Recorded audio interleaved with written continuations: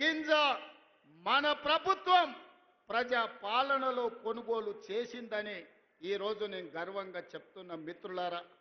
అందుకే ఈనాడు రైతాంగం మొన్న జరిగిన మీరు చూసిండ్రు రైతు భరోసా కార్యక్రమం.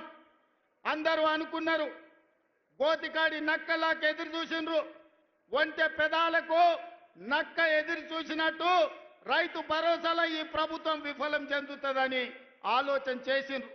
నేను చెప్పిన 9,000 కోట్ల రూపాయలు 9 రోజుల్లో రైతుల ఖాతాలో వేస్తామని చెప్పి 70 లక్షల మంది రైతులకు 9 రోజుల్లో 9,000 కోట్ల రూపాయలు వేసి రైతు ప్రభుత్వం, ఈ ప్రభుత్వంలో రైతును రాజును చేస్తాం.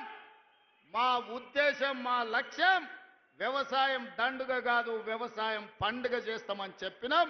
చేసి చూపించి ఆ ఘన విజయాన్ని సాధించి ఇవాళ రైతులు తలెత్తుకునే విధంగా ఇది రైతు రాజ్యం అంటే ఇట్లా ఉండాలి. 24 గంటల ఉచిత కరెంటు ఇవ్వాలి, రైతులు పండించిన పంట కొనాలి, రైతులకు రుణమాఫీ చెయ్యాలి, రైతులకు రైతు భరోసా ఇవ్వాలి అని ఈ రోజు ఈ ప్రజా పాలనలో ఇందిరమ్మ రాజ్యంలో మనం అమలు చేసిన మిత్రులారా. ఇవాళ ఎవరైనా సరే నేను సవాలు విసురుతున్నా, అది ఢిల్లీలో ఉండే మోడీ అయినా సరే, గల్లీలో ఉండే కేడీ అయినా సరే, చర్చ పెడతాం. పార్లమెంటులోనా అసెంబ్లీలోనా రైతు రాజ్యం ఎవరు తెచ్చిండ్రు, రైతులకు అండగా నిలబడ్డది ఎవరో తేల్చుకుందాం. రాండి చర్చలకు. కేసీఆర్ వస్తాడు, కేటీఆర్ వస్తాడు, కిషన్ రెడ్డి వస్తాడు, నరేంద్ర మోడీ వస్తాడు, కాంగ్రెస్ పార్టీ కార్యకర్తలను తీసుకొని నేను వస్తా అని సూటిగా సవాలు విసురుతున్న మిత్రులారా, మీకందరికీ తెలుసు మహిళలు కాంగ్రెస్ పార్టీ ఈ దేశానికి రాష్ట్రపతిని మహిళను చేసింది. కాంగ్రెస్ పార్టీ ఈ దేశానికి ప్రధానమంత్రిని మహిళను చేసింది. ఆ ఉక్కు మహిళ శ్రీమతి ఇందిరాగాంధీ ఈ దేశంలో సీలింగ్ చట్టాన్ని తీసుకొచ్చి వేలాది ఎకరాలు, లక్షలాది ఎకరాల భూములను దొరల గడీలలో మూలుగుతుంటే ఆ భూములను గుంజుకొని దళితుల, గిరిజనులకు పంచిపెట్టింది. ఇల్లు లేని వాళ్ళకి ఇందిరమ్మ ఇల్లు ఇచ్చింది, కట్టుకోవడానికి పట్టా లేని వాళ్ళకు ఇంటి పట్టానిచ్చింది. దున్నుకునే వాడికి భూమి లేకపోతే దున్నేవాడికి భూమి అని గ్రామాలలో 25 లక్షల ఎకరాల భూమి ఇవాళ ఇందిరమ్మ ఇచ్చింది. ఆదివాసీలకు 10 లక్షల ఎకరాల పోడు భూముల పట్టాలు ఇచ్చింది ఇందిరమ్మ ప్రభుత్వం. ఇవాళ పేదవాడు సొంత ఇల్లు ఉన్నా, సొంత ఇంటి స్థలం ఉన్నా దున్నుకోవడానికి భూమి ఉంది అంటే అది ఇందిరమ్మ ఇచ్చిన భూమి, ఇందిరమ్మ ఇచ్చిన ఇల్లు పట్ట, ఇందిరమ్మ ఇచ్చిన ఇల్లు అని చెప్పి నేను ఈ సందర్భంగా తెలియజేయదలుచుకున్న మిత్రులారా. ఇవాళ మీరు ఆలోచన చేయండి. ఇందిరమ్మ ఆనాడు తెచ్చిన సంక్షేమము, అభివృద్ధి ఈరోజు పేదవాళ్ళ జీవితాల్లో వెలుగులను నింపింది. అందుకే ఈరోజు ఏ సంక్షేమ పథకానికైనా ఇందిరమ్మ పేరు మనం పెడుతున్నాం.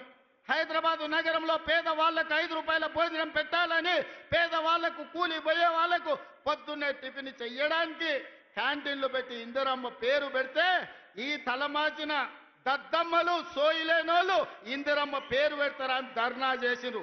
ఒక్కనొక్కని బట్టలు ఇప్పదీసి కొడితే తప్ప ఇందిరమ్మ గొప్పతనం వాళ్ళకు అర్థం కాదు అని చెప్పి నేను ఈ సందర్భంగా తెలియజేస్తున్న మిత్రులారా. ఇవాళ మహిళలకు ఆర్టీసీలో ఉచిత ప్రయాణం దాదాపుగా 6,000 కోట్ల రూపాయలతోని ఆడబిడ్డలకు ఆర్టీసీలో ఉచిత ప్రయాణం ఇచ్చినాం. ఆర్టీసీ ఉచిత ప్రయాణమే కాదు, ఆడబిడ్డలకు 1000 బస్సులు కొనిచ్చి 1000 బస్సులు ఈరోజు ఆర్టీసీ కార్పొరేషన్కు, ఆర్టీసీ బస్సుల యజమానులను ఆడబిడ్డల్ని చేసిన చరిత్ర మనది. ఒకనాడు సోలార్ వ్యాపారం, పెట్రోల్ బంకు వ్యాపారం అంటే అదాని, అంబానీలు.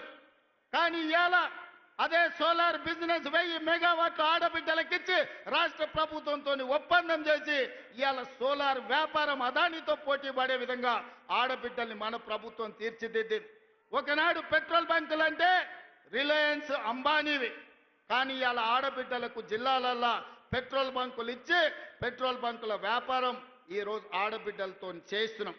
గ్రామాలలో ఉన్న పాఠశాలల్లో చదువుకునే పేదవాళ్ళ పిల్లలే కాబట్టి ఆ పిల్లల తల్లులైన సెల్ఫ్ హెల్ప్ గ్రూపులకు సంబంధించిన మహిళలకు అమ్మ ఆదర్శ పాఠశాల పెత్తనం ఇచ్చి ఇవాళ బడి పిల్లల అటెండెన్స్ పంతులు తీసుకుంటే పంతుల అటెండెన్స్ మా పెద్దమ్మలు తీసుకుంటారు. పంతులు బడికి వచ్చిండా లేదా, ఈయన పిల్లలకు చదువు చెప్పిండా లేదా అని. ఆనాడు బట్టలు కుట్టే వ్యాపారం ప్రైవేటు కార్పొరేట్ కంపెనీలకు ఇచ్చిండు చంద్రశేఖరరావు. ఈనాడు బట్టలు కుట్టే వ్యాపారం ఆడబిడ్డలకు ఇచ్చినాం. హాస్టళ్లలో సరుకులు సరఫరా ఆనాడు టిఆర్ఎస్ లో ఉన్న ఒక నాయకుడు దోసుకుంటే ఈ రోజు మహిళా సంఘాలకు కోడిగుడ్ల నుంచి కూరగాయల వరకు పాలు, ఉప్పు, పప్పు, బెల్లం, చింతపండు ప్రతి సరఫరా ఆడబిడ్డలు చేస్తారు. ఎందుకంటే వాళ్ళ బిడ్డలే